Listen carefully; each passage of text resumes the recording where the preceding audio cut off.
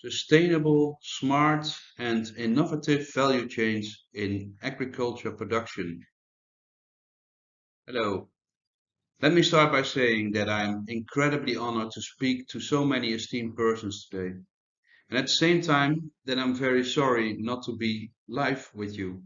Due to a mix-up in planning, when you see this, I will be on my way to Europe for the first time in 2.5 years. My name is Steven Starmans, and I'm director and trainer consultants for a company in Canton called Kim Delta Vietnam. We are doing training and consultancy for farmers and processors that want to change their business in a sustainable way. I have been doing many things in my life. I had a couple of companies. I was a lecturer at a Dutch university. I have been a project manager and I traveled and lived in many countries around the world. In 2016, I fell in love with the Mekong Delta. And that's when I decided to move here permanently, which I did in 2019. The title of my speech contains a lot of trendy words, so allow me to look at them one by one. Sustainable, it's meeting our own needs at this moment without compromising the ability of future generation to meet their needs. And I think the consensus that it's about environment. Sustainability is about environment, but it's not. It's also about socio-economic. If a change or a solution is not profitable in the long term, it is also not sustainable. So we also have to include socio-economic. Smart. So let's call this technology, high tech, internet, sensors. It may have its function, especially the sensors and other technology, but it's not the lifesaver, and neither is innovative as such, something new. If you think about the VAC, the old Vietnamese system in which agriculture and aquaculture is integrated, something like a closed loop farm, shouldn't we be looking more at that solution? It's relevant now. Value chain. Allow me to get back to that later. This you will see that this is one of my preferred topics to talk about. And I decided to add some facts in order to create a context for my opinions. One of the most important things to realize is that the education level of workers in the Mekong Delta and farmers is the lowest, one of the lowest in the country, below 15%. And at the same time, the income is one of the lowest in the country. If we look at crops, rice is the biggest crop, but aquaculture is the biggest generator of money. And fruit is gaining terrain. There's more and more fruit, and it may also be a very good solution for sustainable.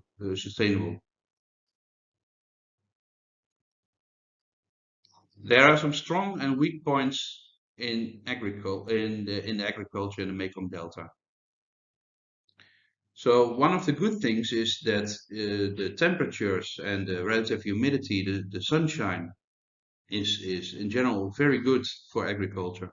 And the rainfall with approximately 2000 millimeter is ideal. I realize it mostly falls in the rainy season, but if we can harvest it, we can use it. So why are the results lagging behind?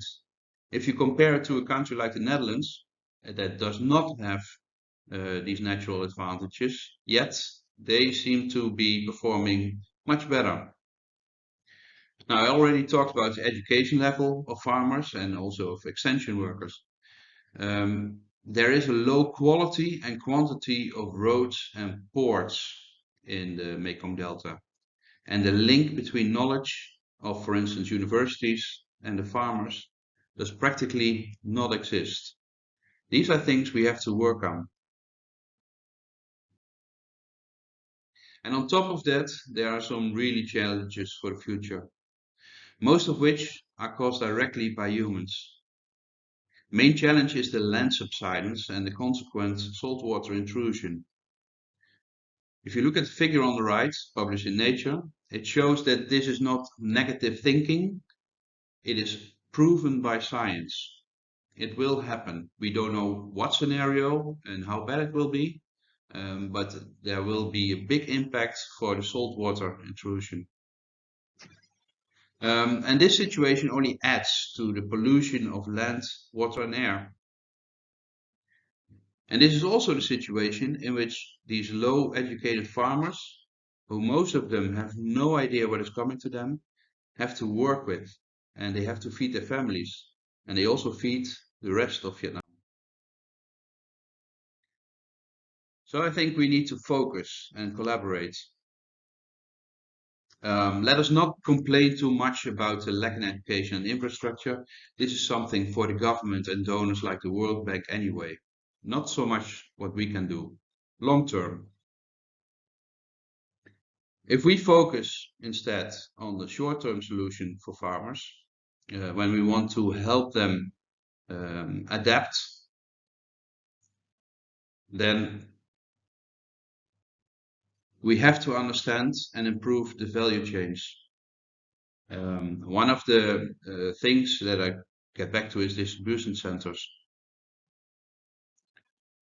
We also all have to know our place as an organization and as an individual. What is your true added value? And do you understand what you know and what you do not know?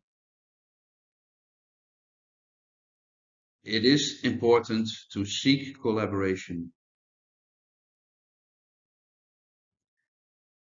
Now, I think that many of you are working at universities, and I'm happy for that because we need fundamental research, and this is where universities excel. So I plead you, do not become more practical, but team up with the ones who already are, like colleges or companies. Nobody knows everything, but many people know a lot about a single thing. The challenges of the future cannot be solved by a new rice variety, a better irrigation system, or a new technology. The only way to face challenges is to get all these specialists around one table.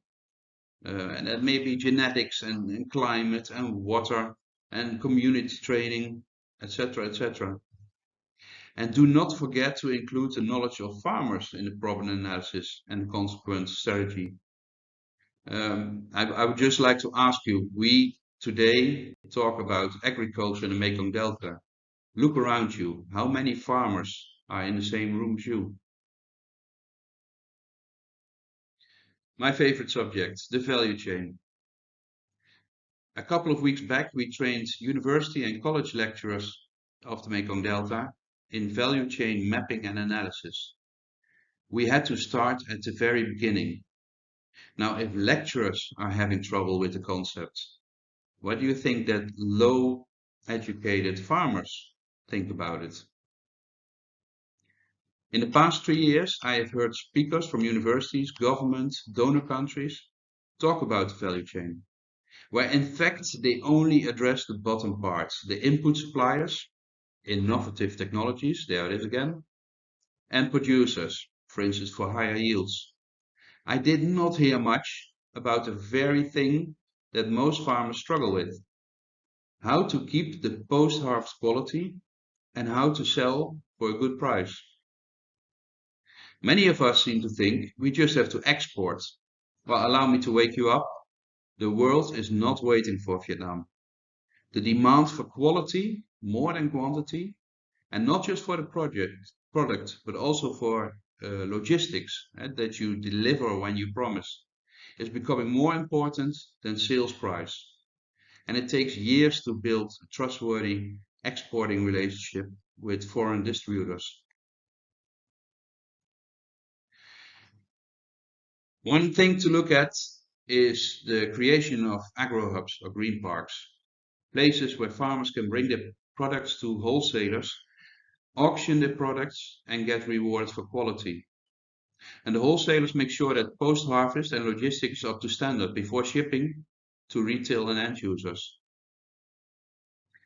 This is working very well in the Netherlands, and I think that already in Cambodia they have a project with it. I hope we will have one soon in the Mekong Delta as well. A last thing to show how important it is to analyze a value chain before starting an intervention is this. The thinking seems to be that when coastal areas get more salty, we simply have more shrimp farmers. Besides the fact that most farmers are already in debt and cannot invest in a shrimp farm, what do you think it will do to the shrimp prices if you double the production area? So my conclusions are as follows. Smart and innovative may have its place, especially when it comes to funding opportunities or attract new technologies. But the real lifesavers are sustainability and value chain approach. If anyone still thinks that the environment will not change that fast, stop. We are losing time and we do not have that time. Do what you do best and find the partners that do what they do best. Together, there's a chance that we can face the challenges.